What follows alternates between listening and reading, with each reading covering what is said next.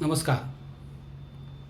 मी सुधीर कुलकर्णी आणि आपण पाहताय कबडसा. मित्रहो,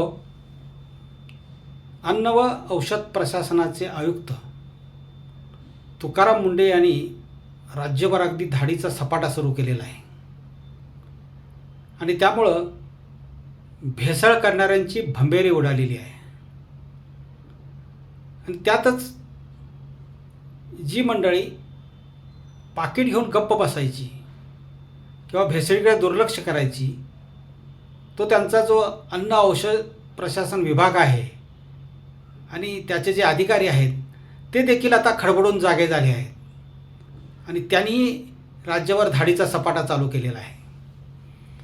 म्हणजे हा व्हिडिओ करेपर्यंत राज्यात या खात्यानं 203 धाडी टाकलेल्या आहेत.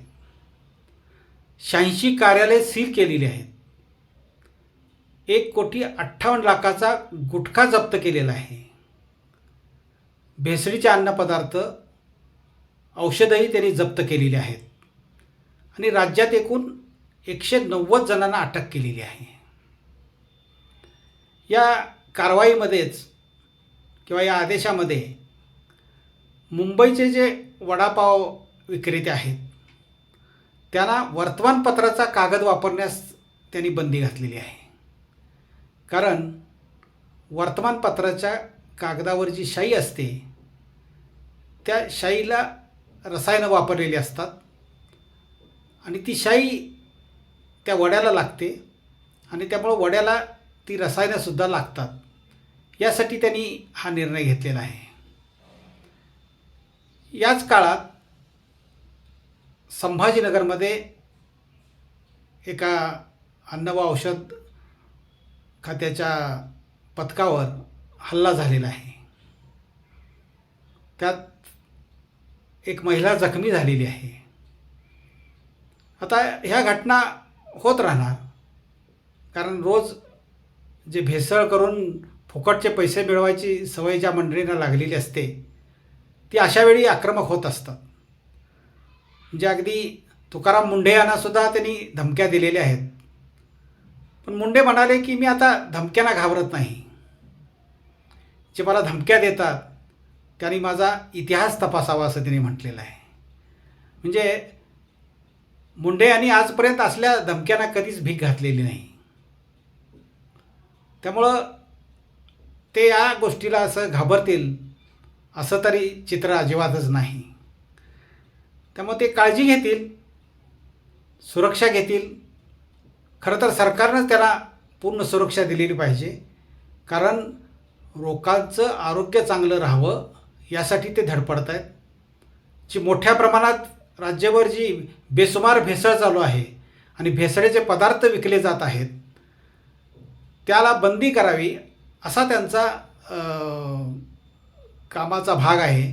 आणि म्हणून या गोष्टी थांबवण्यासाठी शासनानंसुद्धा त्यांना पाठबळ दिलं पाहिजे, त्यांना पूर्ण संरक्षण हे दिलं पाहिजे. एक दिसतंय की या खात्याचे मंत्री झिरवळ आत्ता तरी त्यांच्या पाठीशी दिसत आहेत. आता यापुढं काय करतात हे बघायचं आहे. खरं तर लोकांच्यासाठी ते भांडत आहेत किंवा मुंडे हे लोकांच्या आरोग्याच्या काळजीसाठी ह्या धाडी टाकत आहेत. हे थांबावं हा त्यांचा प्रामाणिक हेतू त्या पाठमागचा आहे की ज्या अन्नपदार्थामध्ये भेसळ होते आणि त्याचा आरोग्यावर परिणाम होतो त्या सगळ्या भेसळी ह्या थांबल्या पाहिजेत या हेतूनं ते या मोहिमेत उतरलेले आहेत. त्यामुळं खरं तर लोकांनीसुद्धा याला पाठिंबा दिला पाहिजे. लोकांनी गावोगावी यासाठी पुढं आलं पाहिजे. दुसरं, यामध्ये एक भीतीची गोष्ट एकच आहे, जी ही मोहीम थांबवू शकणारी जी माणसं आहेत ती निर्ढावलेली असतातच. पण हे जे भेसळ करणारे कोण आहेत? राज्यामध्ये किंवा देशामध्ये भेसळ करणारी, भ्रष्टाचार करणारी मंडळी ही राजकारणी आहेत किंवा राजकारण्यांचे चेले आहेत. त्यामुळं ही मोहीम किती दिवस चालते याबाबत अनेकांना साशंकता आहे. बरेच जण म्हणतात 4 दिवस आपलं चालेल, पुन्हा हे बंद केलं जाईल. मुख्यमंत्री त्यांना सांगतील हे थांबवा आता, किंवा त्यांची बदली करून टाकतील. एकदा बदली झाली की पुन्हा पूर्वीप्रमाणे सगळं सुसाट चालू राहील, असं साधारण हे चित्र आहे. तरी पण लोक आशावादी आहेत. राजकारणी आता तरी यात हस्तक्षेप करणार नाहीत असं त्यांना वाटतंय. त्यामुळं ही जी चेले मंडळी आहेत किंवा राजकारणी मंडळी आहेत, ही अजून तरी चिडीचूप आहेत. या विषयावर कुठला राजकारणी बोलत नाही. भेसळीला राजकारणीच पाठिंबा देतात असं साधारण चित्र आहे. खरं तर या राजकारण्यांना लोकांच्या आरोग्याची काही चिंता आहे की नाही असा प्रश्न आहे. पण एक झालं की या धाडीमुळं बाजारातून सध्या तरी भेसळीचे सगळे पदार्थ गायब आहेत. गुटखा, सुगंधी तंबाखू हे सगळं बेपत्ता दिसतंय. आज कुठल्याही गाड्यावर गेला, जी ग्रामीण भागातल्या खेड्यातल्या गाड्यावर सुद्धा गुटखा वगैरे मिळायचं सगळं, पण तो आज बंद दिसतोय. अगदीच कुठंतरी एखादा छुपा असला तर काही माहीत असायचं कारण नाही, पण तिथं दुप्पट तिप्पट ज्याच्याकडे स्टॉक आहे तो दुप्पट तिप्पट पैसे घेऊन गुटखा विक्री करत असेल एखाद्या वेळेस. पण सगळीकडं सामसूम आता तरी दिसतं आहे. ब्रँडेड सोडले तर सगळं बाजारात तूप, पनीर, खवा, चक्का याची जी विक्री व्हायची ती सगळी बंद आहे.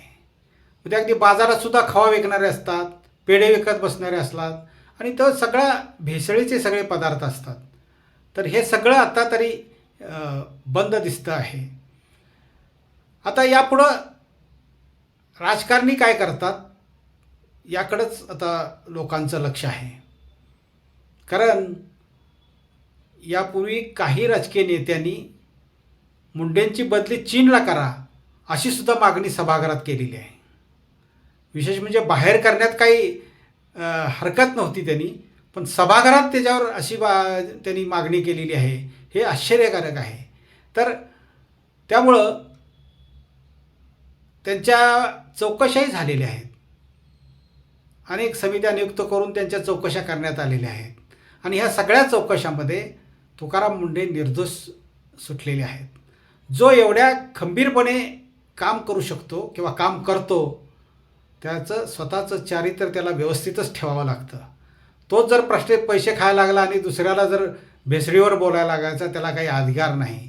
त्यामुळे मुंडे वागतात चांगलं, तसंच कामही ते त्याच पद्धतीनं चोख करतात, आणि त्यांना सगळ्यांनी पाठिंबा देणं ही आवश्यक गोष्ट आता झालेली आहे. धन्यवाद मित्रो. हा विषय आणि हा व्हिडिओ जर आपल्याला आवडला असेल तर लाईक करा, सर्व मित्रपरिवाराला पाठवा आणि सबस्क्राईब करा.